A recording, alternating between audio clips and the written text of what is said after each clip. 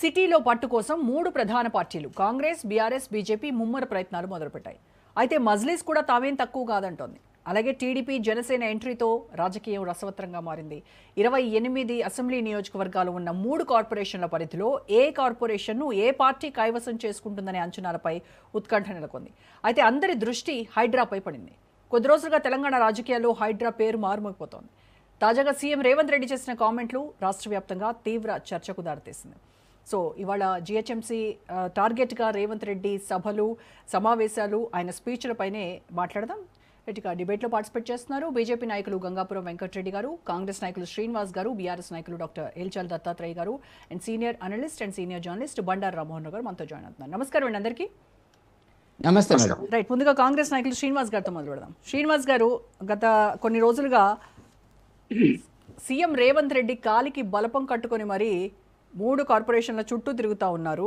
అంటే ఆయన ఉప్పల్లో సభ పెట్టినా, మియాపూర్లో పెట్టినా, సికింద్రాబాద్లో పెట్టినా ఒకటే స్పీచ్లో ఉన్నటువంటి మెయిన్ టార్గెట్ ఏంటి అంటే మేయర్ పీఠం గురించి ఆయన చాలా కష్టపడుతున్నారు. దాని గురించే వేల కోట్ల మంజూరు కావచ్చు, ఇవన్నీ దీని వెనకాల ఉన్న వ్యూహం ఒకటే, ఖచ్చితంగా కార్పొరేషన్లు దక్కించుకోవడమే లక్ష్యంగా ఆయన తిరుగుతున్నారు. అంటే ఒకప్పుడు హైదరాబాద్ మహానగరపాలక సంస్థగా జిహెచ్ఎంసీగా ఉన్నటువంటి ఒక వ్యవస్థను 3 ముక్కలుగా హైదరాబాద్, సైబరాబాద్, మల్కాజ్గిరిగా విభజించి ఈ రకంగా చేస్తోంది కేవలం అధికారం కోసమేనా, లేదంటే మీ కాంగ్రెస్ చెప్తోందేమో ఖచ్చితంగా అభివృద్ధి కోసమే ఈ విభజన అని మీరు చెప్తున్నారు. కానీ ప్రతిపక్షాల ఓటు బ్యాంకును విడగొట్టి గెలవడానికి అని బీఆర్ఎస్, బీజేపీ ఆరోపిస్తోంది. ఏది వాస్తవం? నమస్తే అండి, మీకు మాతో పాటు ప్యానెల్లో ఉన్న పెద్దలకు, అదేవిధంగా రాజ్ టీవీ వీక్షకులకు అందరికి కూడా నమస్కారం. ప్రధానంగా రేవంత్ రెడ్డి గారు హైదరాబాద్, గ్రేటర్ హైదరాబాద్ చుట్టూ జరుగుతున్నటువంటి రోజువారీ కార్యక్రమాల మీద మీరు పెట్టినటువంటి చర్చలో, దాంట్లో వాస్తవము ఎన్నికలు దగ్గరలో రాబోతున్నాయి. ఇప్పుడు సర్ ప్రక్రియ జరుగుతోంది. అక్టోబర్ 1 వరకు ఫైనల్ లిస్ట్ రాదు. ఒకవేళ ఇంకా 10-15 రోజులు లేట్ అయితే అక్టోబర్ వరకైతే ఎన్నికలు లేవు. గత మీకు ఇంకొక 4 months వరకు అయితే ఎలక్షన్స్ ఉండేటువంటి అవకాశం లేదు. ఈ సమయంలో ఎన్నికల కోసమే ముఖ్యమంత్రి గారు తిరుగుతున్నారు అని చెప్పడం, ఎన్నికల ముందు చేస్తే దాని స్ట్రెంట్ ఉంటుంది.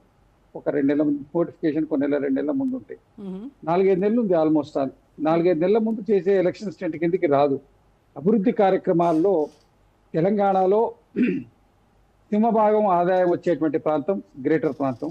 ఆ ప్రాంతం లోపల గతంలో జరిగినటువంటి అభివృద్ధి కార్యక్రమాలకు ప్రారంభోత్సవాలు, కొత్తగా జరగాల్సినటువంటి ప్రణాళికలకు దానికి శంకుస్థాపనలు చేసుకుంటూ 2.5 సంవత్సరాల పాలన అయిపోయిన సందర్భంగా హైదరాబాద్ను టార్గెట్గా చేసి ముందుకు తీసుకునే ప్రయత్నంలో ఉంది. గతంలో మూసీ ప్రాజెక్టును చేయాలి అని చెప్పి ముందుకు వెళ్ళిండ్రు. ఆ కార్యక్రమం దాన్ని కూడా ప్యారలల్గా తీసుకుంటూ వెళ్తూ మిగిలిన అభివృద్ధి కార్యక్రమాలు, ఫ్లైఓవర్సే కానివ్వండి, కట్టాల్సినటువంటి కొత్త భవనాలే కానివ్వండి, వీటన్నిటికి కూడా శంకుస్థాపనలు చేసుకుంటూ వివిధ ప్రాంతాల్లో కార్యక్రమాన్ని నిర్వహిస్తాం. సరే, ప్రతిపక్షాలు కానివ్వండి, మీడియా వాళ్ళు కానివ్వండి, ఇది ఎన్నికల కోసమే చేస్తున్నారంటే, రాజకీయ పార్టీలు అన్ని ఎన్నికల్లో పోటీ చేస్తాయి. ఎన్నికల్లో గెలవడం అనేది ప్రతి ఒక్క రాజకీయ పార్టీ యొక్క వాళ్ళ ఆవశ్యకత, అవసరం. కాబట్టి దాంట్లో అదో భాగం అయి ఉండొచ్చు. కానీ ప్రభుత్వం చేస్తున్నటువంటి అభివృద్ధి కార్యక్రమాల కింద మాత్రమే ఇప్పుడు ఆయన సభలు పెట్టేది, లేకపోతే అభివృద్ధి కోసము నిధులు విడుదల చేయడం కావచ్చు, నిధులు ప్రకటించడం కావచ్చు, ఇదంతా ఎన్నికల స్టంట్ కాకపోవచ్చు. బట్ ప్రతిపక్షాలు ఆరోపించేది ఏంటంటే జిహెచ్ఎంసీని 3 ముక్కలుగా విభజించిందే దీనికోసము, ఆ టార్గెటే, దీని గురించి గురిపెట్టే 3 ముక్కలుగా విభజించారు జిహెచ్ఎంసీని అనేది. ఈ పొరపాటు అండి. గ్రేటర్ హైదరాబాద్ పరిధిని ఫస్ట్ గ్రేటర్ హైదరాబాద్ గా మార్చింది వైఎస్ రాజశేఖర రెడ్డి గారి సమయంలో. తర్వాత కేసీఆర్ గారు సిటీ చుట్టుపక్కల ఉన్నటువంటి అనేక ప్రాంతాల గ్రామ పంచాయతీ, మున్సిపాలిటీస్ గా చేయడం జరిగింది. వాటన్నిటిని కూడా ఫస్ట్ ఎన్నికలప్పుడు కాక 2వ ఎన్నికలప్పుడు అవన్నిటిని కూడా గ్రేటర్ లో చాలా వాటిని కలిపినటువంటి దాన్ని ఈ పరిపాలనా సౌలభ్యంలో రావడమేమో హుడా లిమిట్స్ లో వస్తుంది. అక్కడ ఉన్నటువంటి ఇది కాదు, దీనికి ఉన్నటువంటి అది ఉడా లిమిట్స్ లో రావడం, జిహెచ్ఎంసీ అక్కడ ఉండడం, ఇక్కడికి అక్కడక డెవలప్మెంట్ లో తేడా వస్తుంది.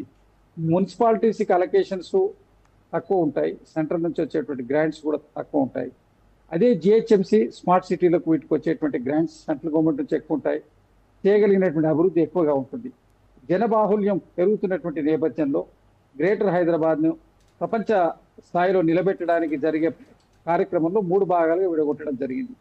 అక్కడ కేంద్రీకృతం అయి ఉండడం ద్వారా అభివృద్ధి అన్ని చోట్లకు అందడానికి కానీ దాని మానిటరింగ్ కానివ్వండి సమస్యలు దాన్ని ఎదుర్కొంటున్నారు.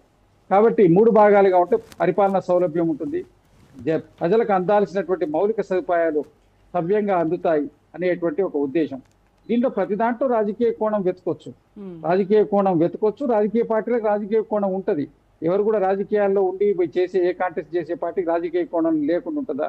భారతీయ జనతా పార్టీ మాట్లాడితే మతత్వం గురించి మాట్లాడుతుంది, అది వాళ్ళ రాజకీయ కోణం. బీఆర్ఎస్ పార్టీ వాళ్ళు ప్రాంతీయవాదం గురించి, ఇక్కడ ఉన్నటువంటి తెలంగాణ సెంటిమెంట్ గురించి మాట్లాడతారు, అది వాళ్ళ రాజకీయ కోణం. ఇంకో పార్టీ ఇంకోటి మాట్లాడుతుంది. ఎవరి రాజకీయ కోణాలు వాళ్ళకు ఉంటాయి. రాజకీయ కోణాలు లేకుండా ఎవరు చేయరు.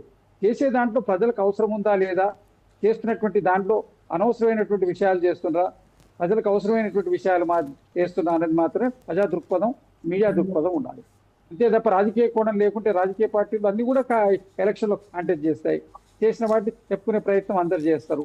దాని నుంచి దాని నుంచి ఎంతో కొంత బెనిఫిట్ పొందేటువంటి ప్రయత్నం ప్రతి రాజకీయ పార్టీ చేస్తుంది. ఎవరు కూడా ఇక్కడ ఎన్జిఓస్ రన్ చేయట్లేదు కదా. Everybody is running political party. Everybody motto is to come to power. అక్కడ ఉన్నటువంటి గేమ్ లో సక్సెస్ కావడం, లోకల్ బాడీస్ లో సక్సెస్ అవ్వడం, స్టేట్ గవర్నమెంట్ సక్సెస్ ఉంటుంది. గతంలో గ్రామ పంచాయతీ ఎన్నికలే కానివ్వండి, అదేవిధంగా మున్సిపాలిటీ ఎన్నికల్లో గెలిచినాం. పార్లమెంట్ ఎన్నికలతో పాటు జరిగినటువంటి కంటోన్మెంట్ ఎన్నికల్లో కాంగ్రెస్ పార్టీ విజయం సాధించింది. అదేవిధంగా జూబ్లీస్ ఎన్నికల్లో విజయం సాధించింది. ఇవన్నిటి నేపథ్యంలో గతంలో రేపటి జిహెచ్ఎంసీ ఎన్నికల్లో కూడా ఖచ్చితంగా అవే ఫలితాలు రిపీట్ అవుతాయి అనేది మీ కాన్ఫిడెన్స్? 100% మా కాన్ఫిడెన్స్.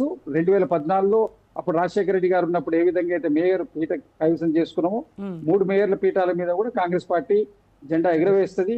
ఎందుకంటే అభివృద్ధి సవ్యంగా జరగాలంటే అధికార పార్టీతో ఉండాలనేటువంటి ప్రజలకు కూడా అనుసంధానం ఉంటుంది. దానికి అనుగుణంగా ఓటు వేస్తారనేది మా అభిప్రాయం. Okay, right.